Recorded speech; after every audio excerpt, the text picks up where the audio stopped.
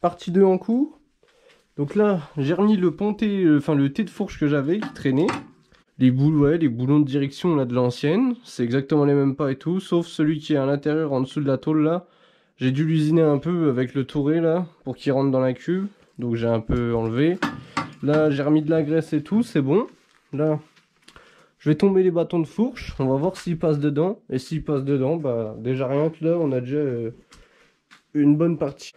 Là, c'est le petit jeune à qui j'avais refait le roquette bleu là, qui m'avait ramené 2-3 pièces. Il avait récupéré ça et dedans il y avait déjà un thé. Donc, mais tous les autres bâtons, c'était des bâtons. Vous savez, il y a deux montages. Il y a celui avec les vis comme ça et il y a celui avec les clips à l'intérieur. Et là, c'est un montage avec les vis. Et sur les bâtons qu'il m'avait ramené, j'avais pas les vis et les bâtons étaient tous grippés.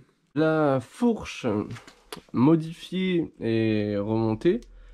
Donc plusieurs problèmes. Donc comme j'ai dit avant, celui-là là. Il faut l'usiner un peu le tour pour qu'il re-rentre dans la cuve. Et pareil que l'autre fois, le thé que j'avais, c'était pas pour les bâtons là. Donc j'ai dû usiner encore un peu dans les thés là. Pour pouvoir remettre ceux avec les vis. Donc là, la fourche du chinois est adaptée sur le thé booster. Par contre, ici, le thé booster fait à peu près 24,5 en largeur. Celui chinois là-haut, il fait 22. Donc, vous voyez, là, j'ai dû mettre une entretoise. On perd, l'axe, il va pas. Il faut mettre une entretoise. J'ai retrouvé un axe qui va. Mais le problème, c'est que l'axe que j'ai là, il rentre pas dans mes roulements de booster. Donc, il faut que je trouve un axe de booster. La jambe du booster, elle est beaucoup plus large que celui-là. Et dans la théorie, le disque tombera pile poil avec l'étrier pour chinois, quoi. Parce que là, c'est... Sinon, je me fais baiser, j'ai pas de frein avant. Par contre, là, je vais regarder tout de suite si la roue arrière de Rocket passe au niveau des... Bah, vous savez, des cannelures de la transmission. Parce que si ça passe pas et qu'on a une roue arrière du chinois, une jante avant du Rocket, ça va faire trop dégueulasse. A few moments later. La fourche remontée. Bon, ça fait un peu chopper, mais j'ai comparé avec le Rocket, les bâtons là sont allez, quelques... Même pas 1 centimètre plus grands, donc je pense qu'après avec le nez et tout, ça fera plus l'effet là. Si tu veux bien rentrer. Ah oui, mais je crois que... Ah oui, j'avais laissé les vis et tout, bon bah... Bref, je vais essayer de mettre le guidon en place. Après, là, je prends le moteur, je l'avance là et je regarde un peu près. Le moteur à peu près mis en place. Donc voilà. Je pense qu'avec les Easy Boost, dans tous les cas, ça remontera. Donc je pense aussi qu'il va falloir que je taille l'axe moteur. J'avais un faisceau qui traînait. Mais il y a des endroits où genre il me manquait... Bah, là je le savais pas, je viens de passer pas mal de temps, là j'ai tout repéré, tout écrit, j'ai tout retrouvé. Il m'a fallu quand même deux autres faisceaux, donc j'ai un booster, je sais plus c'est lequel, j'en ai un, c'est un phase 1, genre un 3VL qui est tout éclaté. Et j'en ai un autre, ça doit être un nouveau modèle, mais vous savez les Booster One là, parce qu'il me manque une prise de Komodo, elle est pas d'origine, il n'y a pas sur le faisceau et tout, enfin bref. J'ai vu qu'aussi on a celle qui part, les câbles qui partent à la batterie qui sont coupés, mais là je les ai, donc je vais les couper de celui-là. Le faisceau là c'est le plus mort, et c'était un phase 1, il était tout défoncé, donc regardez, avant qu'on m'insulte parce que j'ai coupé un faisceau de 3VL, il est explosé complet. J'ai trouvé un allumage de nitro qui traînait chez moi. Parce que là je vais démonter l'allumage là, je vais comparer parce que moi j'ai plusieurs fils qui sortent, genre j'ai 3 là-dessus, alors que sur le faisceau Rocket j'en ai que 2 qui rentrent, sauf que sur celui de Nitro j'en ai 2 aussi qui sortent. Donc je vais voir quel fil correspond à quel fil, si ça va pas, que je trouve pas, que c'est pas pareil, genre mets l'allumage là en espérant qu'il fonctionne parce que j'ai jamais testé. Bon les gars, j'ai avancé, hein. Donc j'ai retrouvé des Komodo au final de Rocket qui traînaient. Bon, ils sont pas beaux, il manque des morceaux, mais je m'en fous. Là, il manque le klaxon. Lui, il manque le starter, mais Oh, le starter, le démarreur électrique, mais ça, je m'en fous. Du coup, là, j'ai ressoudé les câbles à l'intérieur et tout machin, parce que j'ai retrouvé sur un bout de faisceau la prise qui allait. Tout est remis, sauf celui-là. Ça doit être un ancien modèle. Donc, vous voyez, là, j'ai 5 broches dedans. Et moi, sur le mien, c'est un tout gros comme ça. Et ça va pas. Donc, il faudra que je recommande un Komodo du côté là. Là, j'avais un CDI, un vieux CDI qui traînait pareil avec des fils coupés et tout. J'ai fait une magouille machin pour pas couper mon faisceau parce que mon faisceau est beau au niveau de la branchement de CDI. Donc, j'ai pris, vous savez, les câbles d'un contacteur de frein là. Je l'ai coupé, eux ils étaient déjà coupés donc j'ai mis domino machin et tout. Hop, et là du coup j'ai pas de Neyman ni rien, mais normalement je sais pas si vous allez voir.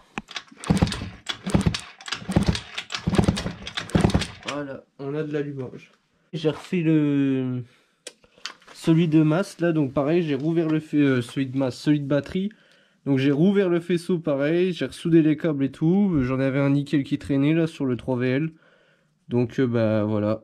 One eternity later. Bon, comme d'hab, hein.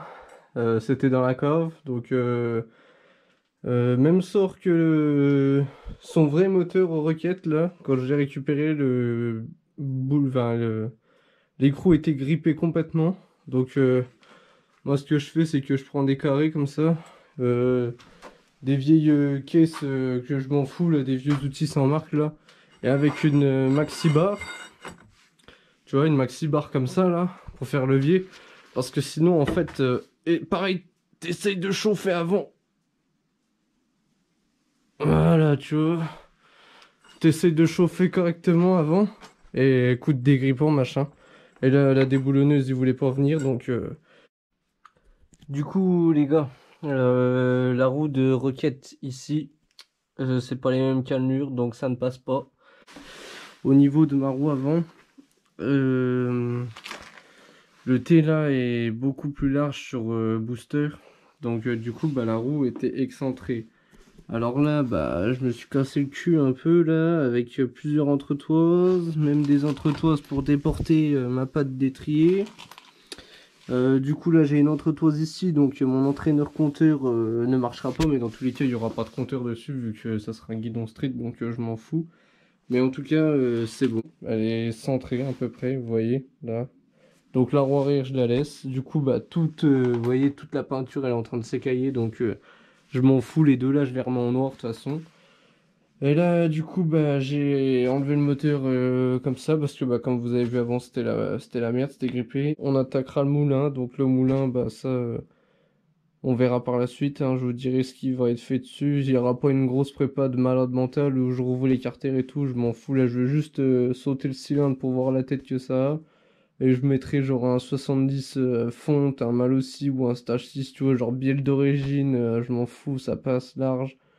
Et puis juste un petit pot, tu vois, et un carbus et tout. Mais je pense que déjà, en vrai de vrai, je pense que rien que comme ça peut déjà être pas mal, hein. The next day. Bon, là j'ai reçu tout ce qui est pattes Easy Boost. Donc les pattes pour l'adaptation du bas moteur. Donc ça c'est bon. Ça doit être le Komodo, je pense. Là, un carbus. Bon, un carbus c'est un Motoforce, c'est un 17.5, mais bon, moi je trouve que les Motoforce ça va, ça fait le taf. Et puis ils sont pas trop chers quoi. Une boîte à air, support origine, parce que moi je préfère. Ici on a tout ce qui est Neyman, donc ça c'est bien, on va pouvoir le remonter. Et là on a notre dépression, parce que sur les roquettes c'est des dépressions pourries comme ça là. Pour monter les pattes Easy Boost, pardon, il faut démonter votre balancier. Donc c'est du 14 ici, et sur Rocket il faut descendre la petite patte là qui est là. Mais là j'ai fort une vis, donc moi j'ai enlevé celle du haut et je l'ai tournée. Donc enlevez vos petites vis de 14 là. Là j'ai fait un pré-montage, donc voilà, j'ai regardé à peu près comment ça ressemblait. Donc on a une belle notice, mais voilà, c'est pas dit. En fait, vous voyez, je comprenais pas au niveau de là, comment mon balancier ressemblait pas du tout à ça. Donc en fait, j'ai regardé sur internet et les gens ils mettent bah, directement sous le cadre, ils enlèvent le balancier. Donc je pense que c'est comme ça, mais en tout cas, c'est pas précisé dedans. Donc voilà. Les pattes Easy Boost en place. Alors elles sont pas encore serrées. Là j'ai mis l'axe qui donne avec, donc ça remplace du vieux. Oubliez pas de vous mettre vos serre-clips là dans les gorges à l'intérieur parce qu'en fait c'est eux qui tiennent votre moteur, enfin qui tiennent votre moteur.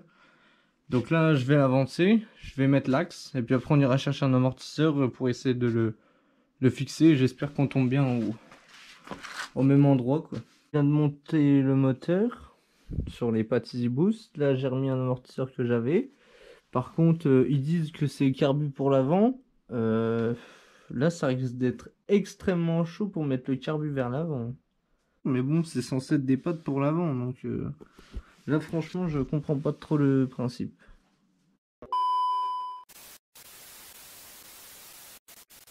J'ai redémonté tout le faisceau. Je l'ai mis dans la cour là. Je lui ai balancé un produit bien dégraissant. Je peux pas vous dire c'est quoi comme produit parce que c'est un mélange de plusieurs produits. Donc voilà. Chacun sa sauce. Hein. J'en ai balancé partout. Là je laisse un peu agir. Et puis je vais rincer tout ça. Et essuyer tout ça. Ici je lui ai refait son faisceau entièrement. Donc voilà, j'ai tout reprotégé comme il faut. J'ai enlevé tout le vieux scotch de merde et tout remis du nouveau. Donc voilà. Maintenant celui-là est OP. J'ai toujours mon ancien CDI, là, celui pour les tests. Le fil rouge là je sais pas du tout à quoi il sert. Mais bon en tout cas j'ai de l'allumage comme ça. Donc voilà. Repasser le faisceau complet. Donc là c'est bon, je l'ai fixé. J'ai mis des rilsans et tout ça. En attendant, j'ai remonté aussi le réservoir arrière, la boucle, la serrure de coffre.